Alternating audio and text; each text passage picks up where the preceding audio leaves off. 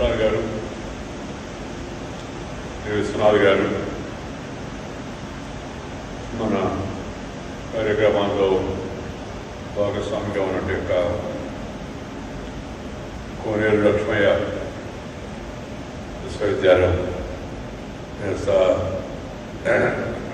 సత్యనారాయణ గారు, ఈరోజు మనతో కలిసి పనిచేస్తున్న ఆంధ్ర బ్యాంక్, ప్రస్తుతం యూనియన్ బ్యాంక్ యొక్క అధికారులు, ఇండియన్ బ్యాంక్ అధికారులు, ఈరోజు ఈ కార్యక్రమంలో పాల్గొంటుండే ఇతర పెద్దలు, మిత్రులారా, అలాగే శిక్షణ పూర్తి చేసుకోవడానికి సిద్ధమవుతున్నట్టు శిక్షణార్థులు, రేపు నుంచి ప్రారంభమయ్యేట కోర్సుల్లో చేరడానికి ఉత్సవంతో వచ్చినట్టు విద్యార్థులు అందరికీ నా అభినందనలు. మనం ఈ సంవత్సరం 2020 అంతానికి సమీపంలో ఉన్నాం. 2021 ప్రారంభం త్వరలో కాబోతుంది.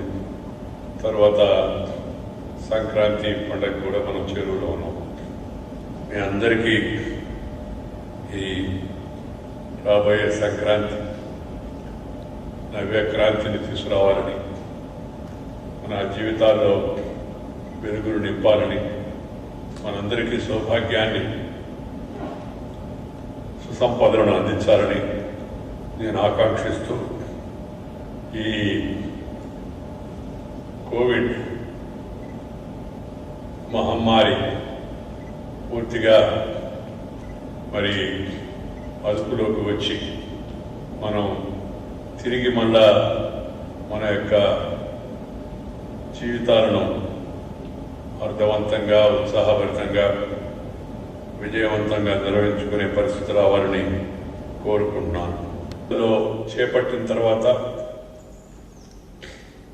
తరచుగా అందరితో మాట్లాడడం, అన్ని విషయాలపై నా అభిప్రాయాలు వివరించేందుకు అవకాశం లభించడం లేదు. మీ అందరికీ తెలుసు, ఈ రాజ్యాంగబద్ధమైన ఈ నిధులు నిర్వర్తించడం దానికి కొన్ని పద్ధతులు, సాంప్రదాయాలు ఉన్నాయి. అందువలన రాజకీయాల గురించి, సమకాలీన రాజకీయ విషయాల గురించి, లేదా కొనసాగే వివాదాల గురించి, వాటి గురించి నేను మాట్లాడడం సాధ్యమయ్యే విషయం కాదు. మీ అందరికీ కూడా తెలుసు, రాజ్యాంగాన్ని గురించి అవగాహన ఉన్నవాడు. అయినప్పటికీ నేను ఉపరాష్ట్రపతి అయినప్పటి నుంచి నా దృష్టికి వచ్చిన విషయాలను ప్రభుత్వ అధికారులతో, అనధికారులతో, మంత్రులతో, ప్రధానమంత్రితో ఆ విషయాల ప్రాధాన్యతను బట్టి ఎప్పటికప్పుడు నా అభిప్రాయాలను తెలియజేస్తుంది. మన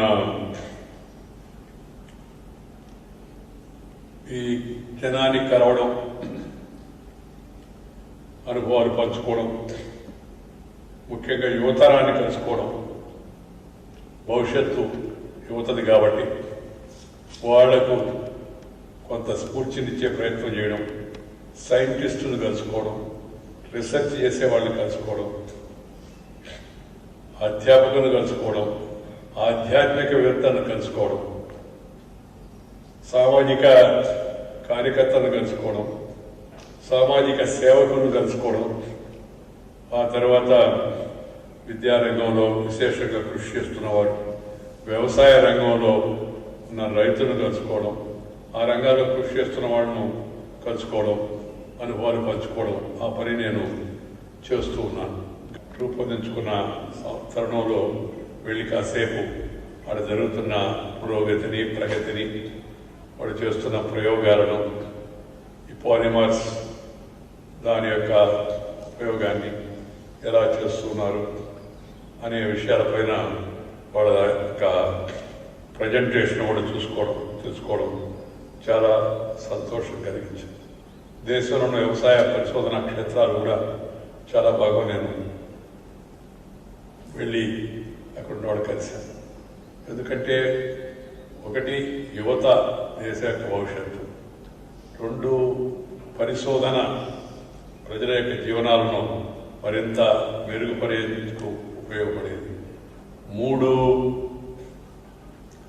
దేశానికి అన్నం పెట్టేటికి వెన్నెముక రైతులు, వాళ్ళు చేస్తున్న కృషి.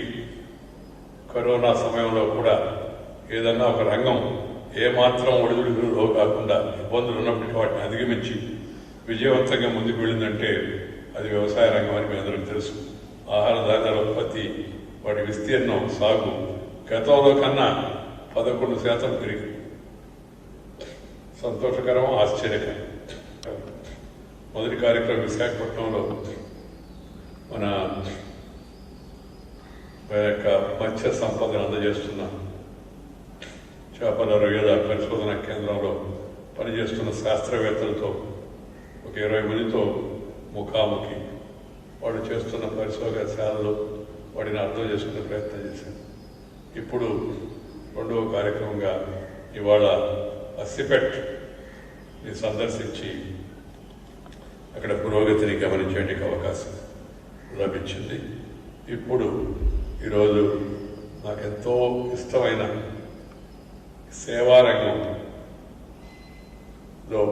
భాగంగా మిత్రులందరితో కలిసి ప్రారంభించిన ఈ స్వర్ణ భారత్ ట్రస్ట్ మన విజయవాడ చాప్టర్ ఈ ఆత్మూరు ప్రాంగణంలో మిమ్మల్ని అందరినీ కలుసుకోవడం చాలా సంతోషంగా.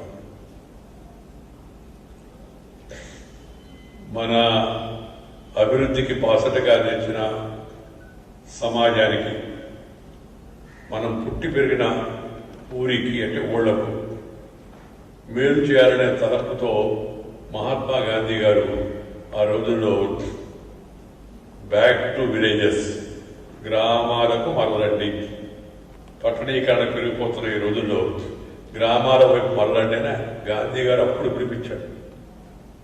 అప్పటికి ఇప్పటికి చాలా తేడా ఉంది, పట్టణీకరణ చాలా పెరిగిపోయింది.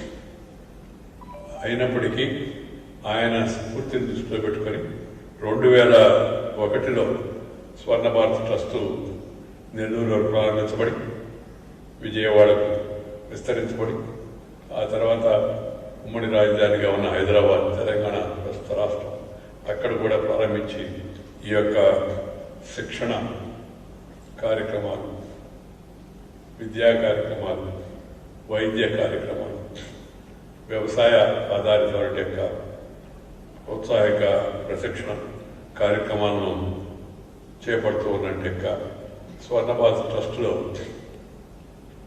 ఇవాళ మధ్యాహ్నం మిమ్మల్ని అందరినీ కలవడం చాలా సంతోషంగా ఉంది. అది చేరవలసిన వారికి, టార్గెటెడ్ పీపుల్కి చేరడం అంత ముఖ్యం.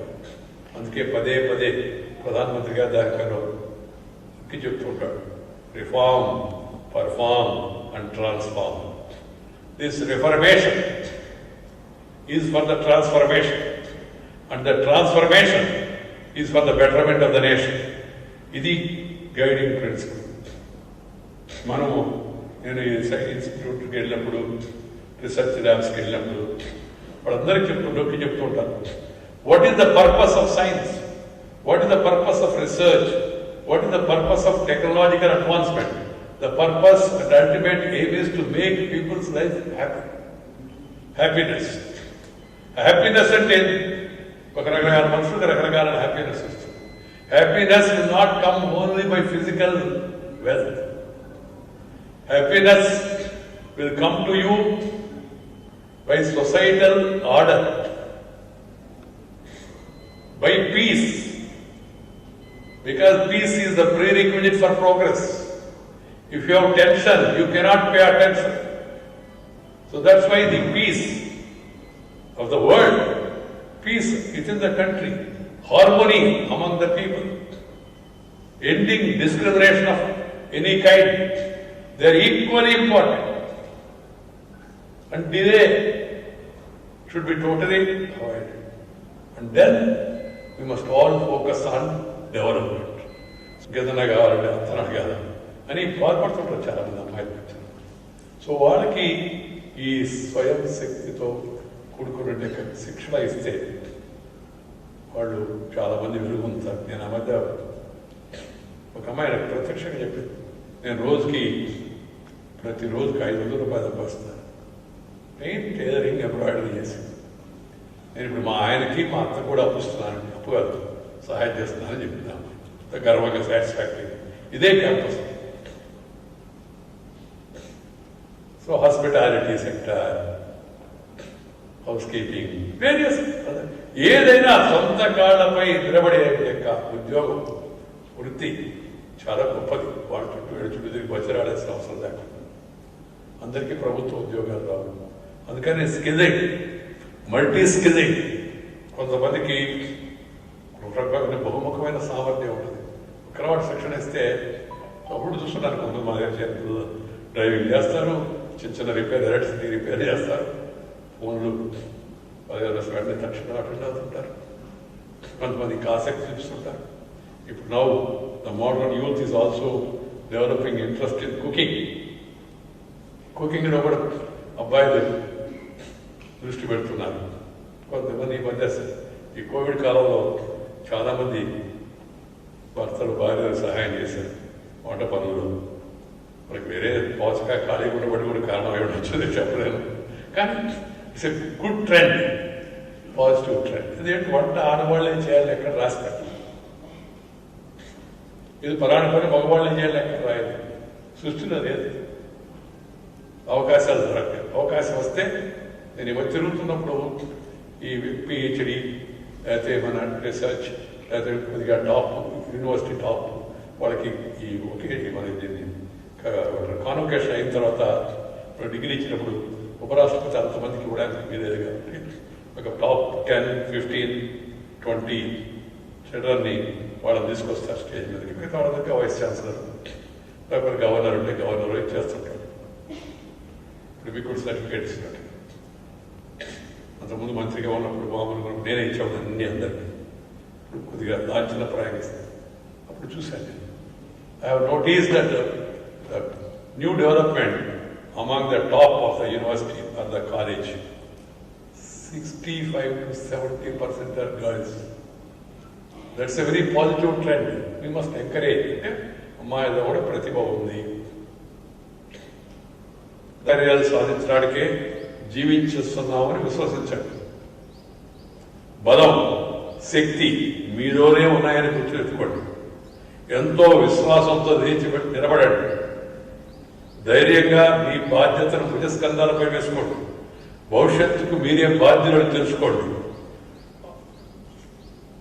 ఆరంభం అతి స్వల్పంగా ఉంది అని don't get disappointed in the beginning because of small things. But క్రమంగా ఘనమైన ఫలితాలు వస్తాయని సాహసంగా పనిచేయండి. This is what Swami Vivekananda said. Take inspiration from his words and then Swarna Bharat trust believes in that philosophy and doing their best. ఈ స్వర్ణ భారత ట్రస్టీలందరినీ నేను అభినందిస్తున్నాను.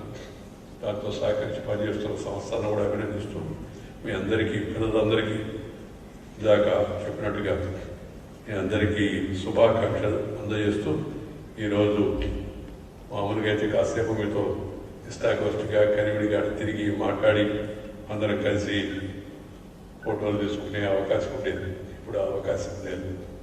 ఈ నియమ నిబంధనలు కరోనా తగ్గినా పోలా, అది గుర్తుపెట్టుకోండి.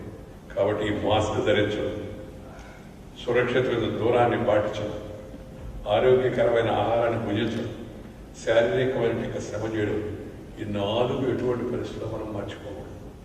ఈ విషయాలను అందరూ గుర్తుపెట్టుకోవాలని భావిస్తూ మీకు శుభాకాంక్షలు తెలుపుతూ మీ దగ్గర సెలవు తీసుకున్నాను. నమస్కారం. త్వరలో పరిస్థితులు మామూలు అయితే ఈ పర్యాయం వచ్చినప్పుడు మరింత స్వేచ్ఛగా కనివిడిగా అందరం కలుద్దామని చెప్పి చెప్తూ సెలవు తీసుకున్నాను. నమస్కారం. జై హింద్.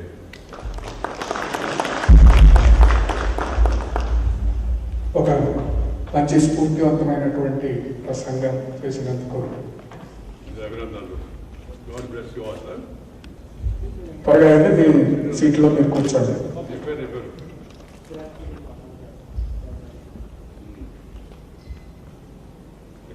జనగణమన కార్యక్రమం ఉంటుంది. దయచేసి మీ సీట్లో మీరు కూర్చోండి. వెళ్ళండి తొందరగా.